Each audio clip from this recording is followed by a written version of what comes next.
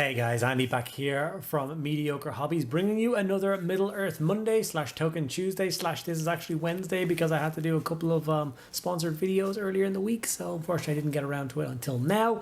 But fear not, I am here to still deliver that video for you. I also apologize for not giving you one last week. Obviously, you know, I did Indomitus week last week, so it was all based around a single box set. So unfortunately, the Middle Earth stuff had to go by the wayside. But I am back. Got my trusty book. Been reading through it and decided that the next character that I'm going to tackle for Middle Earth Monday is going to be Boromir, the strongest fighter in the Fellowship.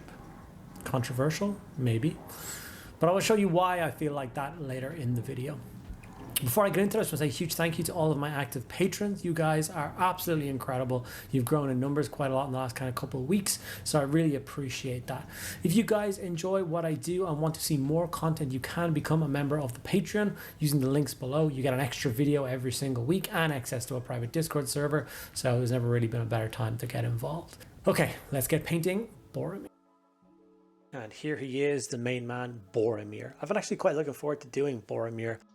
At some stage or another, I'm fairly sure I've painted every other member of the Fellowship, but I don't think I've ever painted a Boromir before. Maybe because there's actually so few sculpts of him compared to the rest of the Fellowship.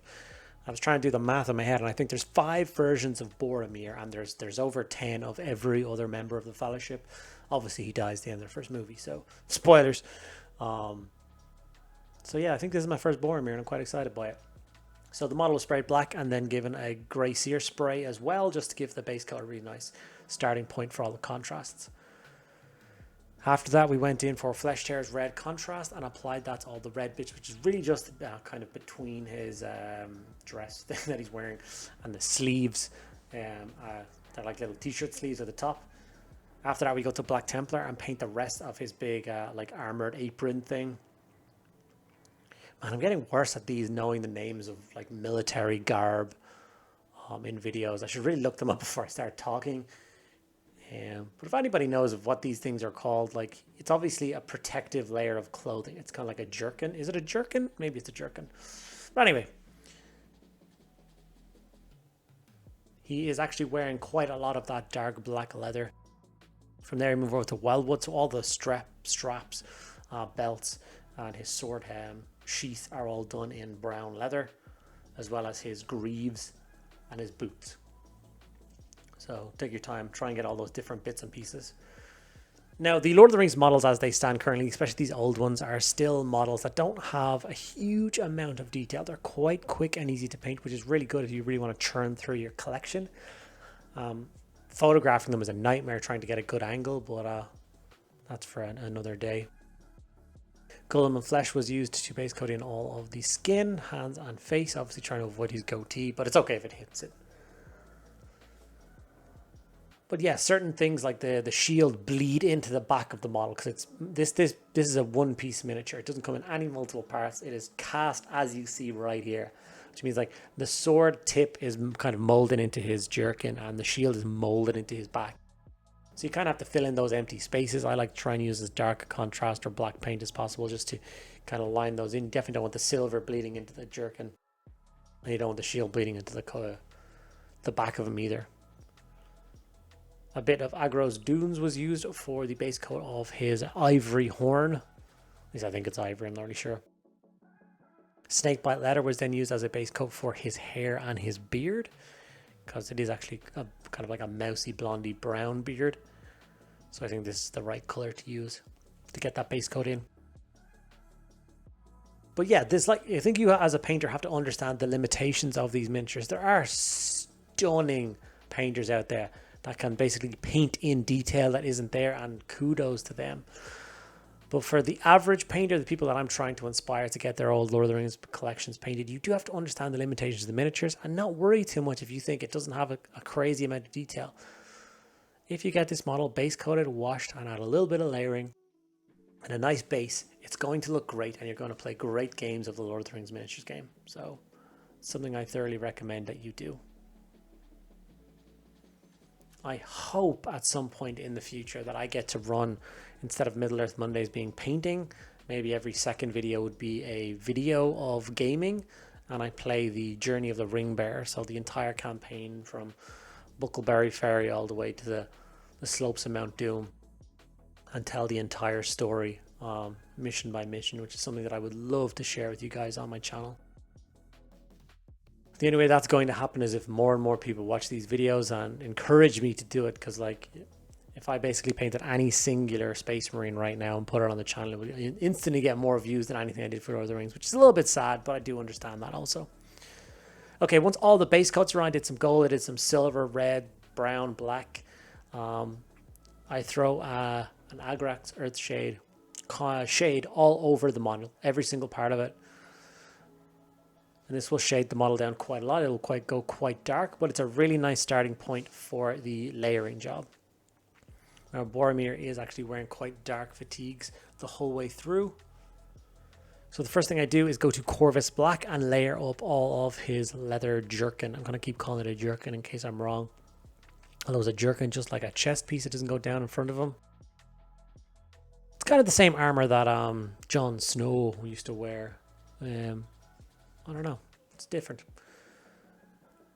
But took my time and did that, added a nice bit of depth to the black.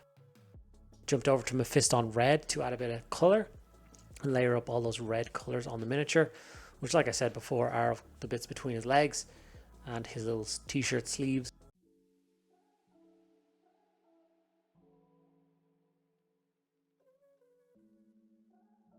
Looking swish. Mournfang Brown was used to highlight all those buckles and belts and straps. The reason I showed off that old Lord of the Rings rulebook at the start was in the appendage where it talks about Boromir. In the unit entry, it literally says the line, "He is the strongest fighter in the Fellowship." And that line has stuck with me for years. I've always thought about it. If Boromir went toe-to-toe and fought Aragorn, who would win? That book seems to think that Boromir is the stronger combatant. I'd love to see that fight, kind of like a what-if situation. Did anyone ever play the Battle Games of Middle-earth PC games when they were a bit younger? Those things are fantastic, and I do remember playing the mission, which was the fall of Boromir and him dying, but you had the option to save him, which I managed to do, and I got to take him on the rest of the journey. So he was standing on the walls of Helm's Deep, battering Uruk-hai, all the way to the siege of Minas Tirith. It was so cool having him there for the entire story, and what a difference he would have made. I'm always curious. If he hadn't died at that moment, where would he have gone? Would he have become one of the 3 hunters? Would have been the 4 hunters running across trying to save Merry and Pippin? I guess we'll never know. Kislev Flesh was then brought in to highlight the rest of the skin.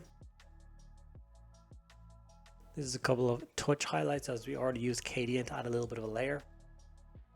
Although the model isn't got a crazy amount of detail, the face sculpts are actually usually quite good. And if you spend a little bit of time, you can get some really nice definition in there. It's one of my favorite things about them. You definitely know which actor you're looking at when you're looking at these miniatures, which I love. Back to Lead Belcher to brighten back up the silver and gold parts. And unlike kind of an Age of Sigmar model or a 40k model, these guys are kind of grounded in a little bit more realism. It's not as high fantasy as those things. So you definitely want the model to sit in with a few more natural tones. One of my favorite things about this series is going to be when I can do the base of the models, because I do think leaving them as these black bases isn't doing the miniature justice. The bases really do make them kind of pop and come alive. And obviously this is the finished result of my Boromir video. I'm really happy with how it looks, but when I get around and get to do the full base of it and then set it into that scene, I'm going to be super happy. I think I'm going to finally kind of be proud of the work that I did. So right now it feels like the miniatures are half done without the base. So here he is, finally getting to place him in the scene. And as you can see, we have 4, 5, 6, 7 miniatures down and 2 remaining. Just Merry and Pippin left to do in next week's video. Well, there we have it. Another member of the Fellowship has been completed and set into the scene. That just leaves Merry and Pippin, which I will do as a combined set for next week's video. And that will be the entire Fellowship painted. And then I can finally move on and do that base that I've had for nearly 20 years. And it's about time I got some paint on it. I think I'm going to put a few extra layers of texture paint and stuff, really make it look nice, and then get that painted up. Very excited to see the whole set done as a really nice piece, a really nice kind of kind of stick a pin in it for the beginning of the Middle-earth content on the channel, and with an entire fellowship done. So I hope you guys are enjoying it. If you are, make sure you give the video a like. If you want to see more videos like this, don't forget to hit the subscribe button. 2/3 of the people that watch my videos are not subscribed, so it would mean the world to me if you took 2 seconds out of your day and hit that button. Ask me any questions you want in the comments below, and I will get back to each and every one of you guys. Thanks for sticking around to the very end. I'll see you in next week's video.